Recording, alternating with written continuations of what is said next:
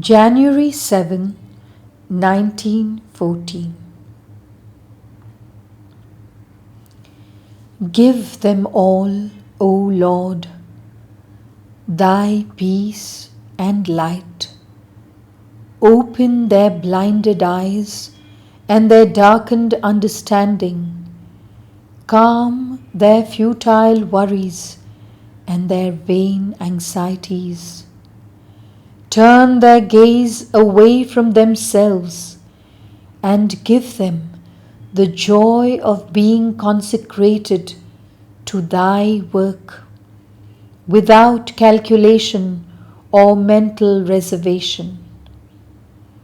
Let thy beauty flower in all things. Awaken thy love in all hearts, so that thy eternally progressive order may be realized upon earth, and thy harmony be spread until the day all becomes thyself in perfect purity and peace. O, let all tears be wiped away, all suffering relieved, all anguish dispelled, and let calm serenity dwell in every heart, and powerful certitude strengthen every mind. Let thy life flow through all like a regenerating stream, that all may turn to thee and draw from that contemplation the energy for all victories. January 8, 1914. Let us shun the paths that are too easy and ask no effort, the paths which give us the illusion of having reached our goal. Let us shun that negligence which opens the door to every downfall, that complacent self-admiration which leads to every abyss. Let us understand that however great may have been our efforts, our struggles, even our victories, compared with the distance yet to be travelled, the one we have already covered is nothing, and that all are equal, infinitesimal grains of dust or identical stars before eternity. But thou art the conqueror of all obstacles, the light that illumines all ignorance, the love that vanquishes all pride, and no error can persist in front of thee. January 9, 1914. Lord, incomprehensible reality,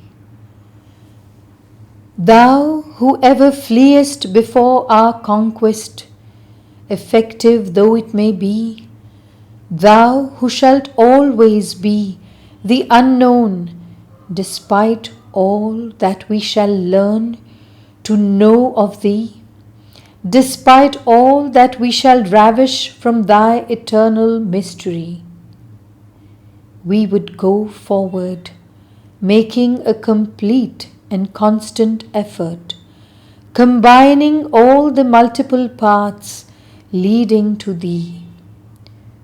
Go forward like a rising, indomitable tide, breaking down all obstacles, crossing every barrier, lifting up every veil, scattering all clouds, piercing through all darkness. Go forward towards thee ever to thee. In a movement so powerful, so irresistible, that a whole multitude may be drawn in our wake, and the earth, conscious of thy new and eternal presence, understand at last its true purpose, and live in the harmony and peace of thy sovereign realization. Teach us always more, give us more light, dispel our ignorance, illumine our minds, transfigure our hearts, and give us the love that never runs dry, and makes thy sweet law flower in every being. We are thine for all eternity. January 10, 1914. My aspiration rises towards thee, ever the same in its almost childlike form, so ordinary in its simplicity, but my call is ever more ardent, and behind the faltering words there is all the fervor of my concentrated will.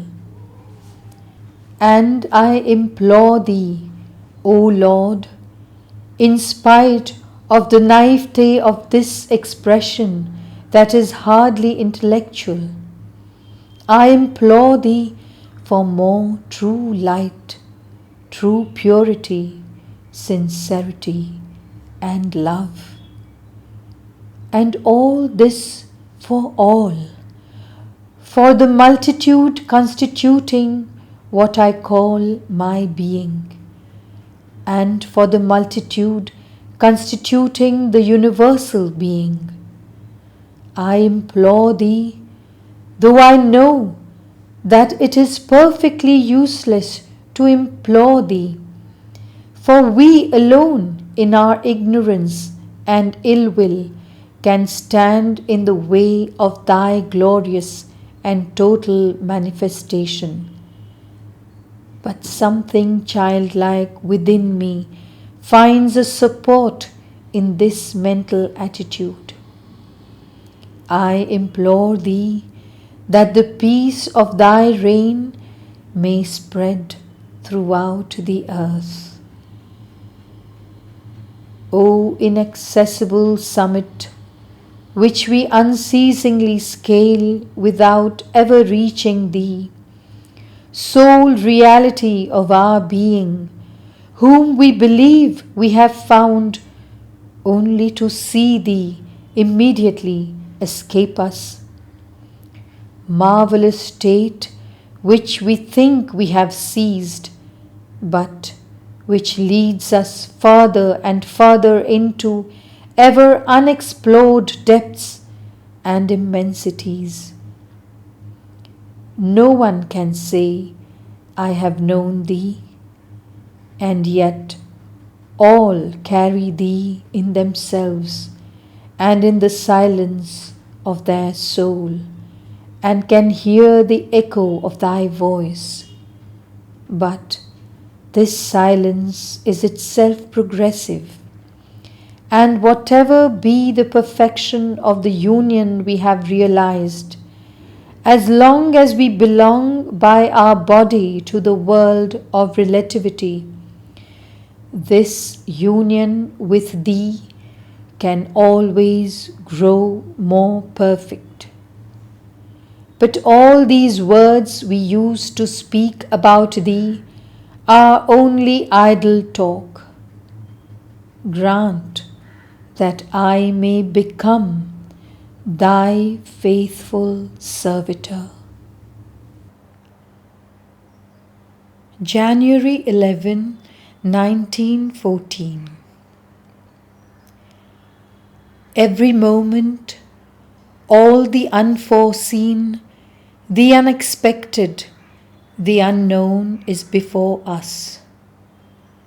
Every moment, the universe is created anew in its entirety and in every one of its parts.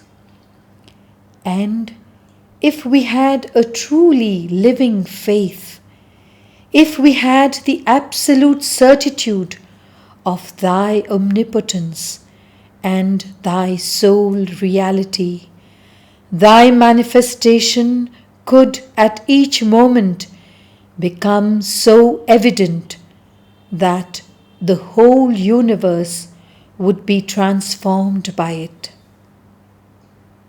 But we are so enslaved to everything that is around us and has gone before us. We are so influenced by the whole totality of manifested things, and our faith is so weak that we are yet unable to serve as intermediaries for the great miracle of transfiguration. But, Lord, I know that it will come one day. I know that a day will come when Thou wilt transform all those who come to us. Thou wilt transform them so radically that, liberated completely from the bonds of the past, they will begin to live in Thee an entirely new life, a life made solely of Thee, with Thee as its sovereign Lord. And in this way, all anxieties will be transformed into serenity, all anguish into peace, all doubts into certainties, all ugliness into harmony, all egoism into self-giving, all darkness into light, and all suffering into immutable happiness. But art Thou not already performing this beautiful miracle? I see it flowering everywhere around us. O divine law of beauty and love, supreme liberator, there is no obstacle to Thy power.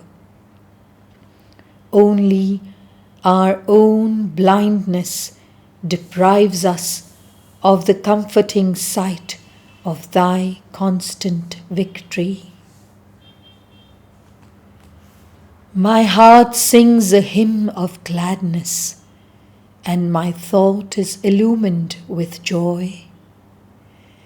Thy transcendent and marvelous love is the sovereign master of the world.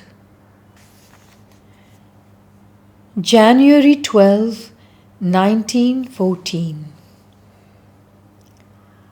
A teaching can be profitable only if it is perfectly sincere.